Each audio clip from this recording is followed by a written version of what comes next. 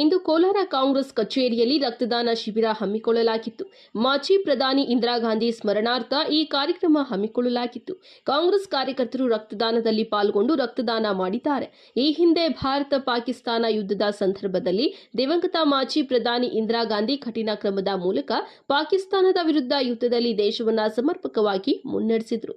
ಆದರೆ ಹಾಲಿ ಪ್ರಧಾನಿ ನರೇಂದ್ರ ಮೋದಿ ಅವರು ಅಮೆರಿಕದ ರಾಷ್ಟ್ರಪತಿ ಟ್ರಂಪ್ ಮಾತು ಕೇಳಿ ಯುದ್ಧವನ್ನ ನಿಲ್ಲಿಸಿದರು ಎಂದು ಯುವ ಕಾಂಗ್ರೆಸ್ ಜಿಲ್ಲಾಧ್ಯಕ್ಷರು ಆರೋಪಿಸಿದ್ದಾರೆ. ಇಂದಿರಾ ಗಾಂಧಿ ಅಂತ ಹೇಳ್ಬಿಟ್ಟು ಯೂತ್ ಕಾಂಗ್ರೆಸ್ ವತಿಯಿಂದ ಒಂದು ಕ್ಯಾಂಪೇನ್ ಅನ್ನು ಸ್ಟಾರ್ಟ್ ಮಾಡಿದ್ದೀವಿ.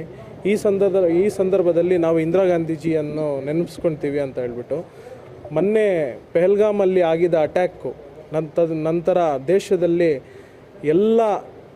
ಎಲ್ಲ ಜಾತಿ ಜನ ಮತ್ತು ಎಲ್ಲ ವಿರೋಧ ಪಕ್ಷಗಳು ಜೊತೆಗೂಡಿ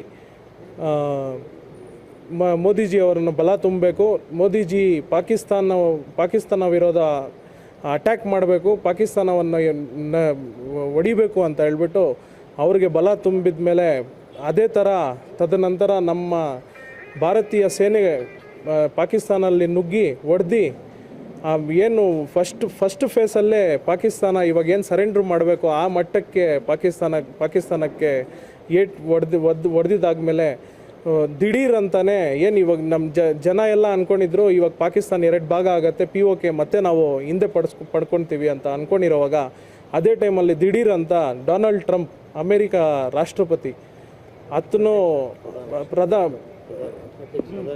ಪ್ರಧಾನಿ ರಾಷ್ಟ್ರಪತಿ ದಿಢೀರ್ ಅಂತಾನೆ ಟ್ವೀಟ್ ಮಾಡ್ತಾರೆ. ಟ್ವೀಟ್ ಮಾಡಿ ಇಂಡಿಯಾ ಪಾಕಿಸ್ತಾನ ಮಾತಾಡಿಬಿಟ್ಟು ನಾನು ಸೀಸ್ ಫೈರ್ ಮಾಡಿದ್ದೀನಿ ಅಂತ ಹೇಳ್ತಾರೆ. ಯಾರು ಸರ್ ಡೊನಾಲ್ಡ್ ಟ್ರಂಪು ಇಂಡಿಯಾ ಬಗ್ಗೆ ಮಾತಾಡೋದಕ್ಕೆ? ಇಂಡಿಯಾಗೆ ಆ ಶಕ್ತಿ ಆ ಸಾಮರ್ಥ್ಯ ಇದೆಯಾ ಸರ್? ಇದೆ ಸರ್. ಡೊನಾಲ್ಡ್ ಟ್ರಂಪ್ ಮಧ್ಯದಲ್ಲಿ ಬಂದು ಮಾತಾಡೋಕ್ಕೆ ಯಾರು ಸರ್? ನಮ್ಮ ದೇಶದ ಬಗ್ಗೆ ಮಾತಾಡೋಕ್ಕೆ ಡೊನಾಲ್ಡ್ ಟ್ರಂಪ್ ಯಾರು ಸರ್? ಅದೇ ಥರ ಈ ಸಂದರ್ಭದಲ್ಲಿ ಇಂಥ ಒಂದು ಸಮಯದಲ್ಲಿ ನಾವು ನೆನ್ಕೊಳ್ಬೇಕಾಗಿರೋದು ಯಾರು ಅಂದರೆ ಇಂದಿರಾ ಗಾಂಧೀಜಿ ಅವ್ರನ್ನೇ. 1971ರಲ್ಲಿ ಇಂಡಿಯಾ ಪಾಕಿಸ್ತಾನ ವಾರ ಆದಾಗ ಈ ಸಂದರ್ಭದಲ್ಲಿ ಅಂಥ ಒಂದು ಸಂದರ್ಭದಲ್ಲಿ ಪಾಕಿಸ್ತಾನಿಗೆ ಸಪೋರ್ಟ್ ಮಾಡಿಕೊಂಡು USA ಬರ್ತಾರೆ, ಸಾತ್ವಾಂ ಬೇಡ ಅಂತ ಹೇಳ್ಬಿಟ್ಟು ಅದನ್ನು ನೇವಿ ಕಳಿಸ್ತಾರೆ. ಅಂಥ ಒಂದು ಸಂದರ್ಭದಲ್ಲಿ ನಮ್ಮ ಇಂದಿರಾ ಗಾಂಧೀಜಿ ಅವರು ಜಗ್ಗದೆ ಈ ಪಾಕಿಸ್ತಾನವನ್ನು 2 ಭಾಗವನ್ನು ಮಾಡುತ್ತೆ, ಒಂದು ಹೊಸ ದೇಶನೇ ಸೃಷ್ಟಿ ಮಾಡ್ತಾರೆ, ಅದೇ ಬಾಂಗ್ಲಾದೇಶ. ಅಂಥ ಸಂದರ್ಭದಲ್ಲೂ ಕೂಡ ಅಂಥ ಒಂದು ಸಂದರ್ಭದಲ್ಲಿ ಗಿನ್ನಿಸ್ ವರ್ಲ್ಡ್ ರೆಕಾರ್ಡ್ ಆಗುತ್ತೆ. 93,000 ಪಾಕಿಸ್ತಾನ ಆರ್ಮಿ ಇಂಡಿಯಾ ಆರ್ಮಿ ಮುಂದೆ ಸರೆಂಡರ್ ಮಾಡ್ತಾರೆ. ಇಂಥ ಒಂದು ಶಕ್ತಿ ಸಾಮರ್ಥ್ಯ ಹೊಂದ್ಕೊಂಡಿರೋದು ದೇಶ ಸರ್ ನಮ್ಮ ದೇಶ.